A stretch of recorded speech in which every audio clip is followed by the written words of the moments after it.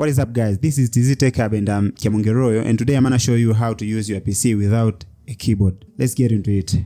If you own a laptop and its keyboard has been damaged, this means if your laptop is password protected, you won't be able to type in the password and hence you'll be unable to access your files. But wait, did you know that Microsoft creates every operating system with this in mind? I mean, if your keyboard has been damaged, there's still one way around through which you can access your files. Let me show you how. Start by turning on your device, then on the right bottom corner you see these three icons. Click on the middle one. After clicking on the middle icon, this prompt with multiple options will pop up. Choose on-screen keyboard.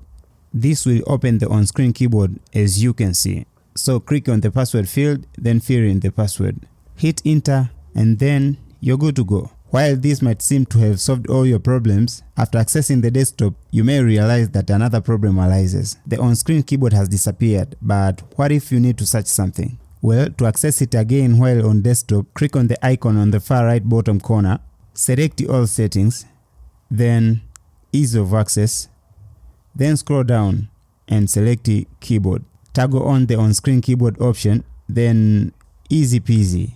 There it is. So if you are not planning to fix your PC sooner, then you might want to pin it on the taskbar so that you don't repeat the same process once you turn on your computer again.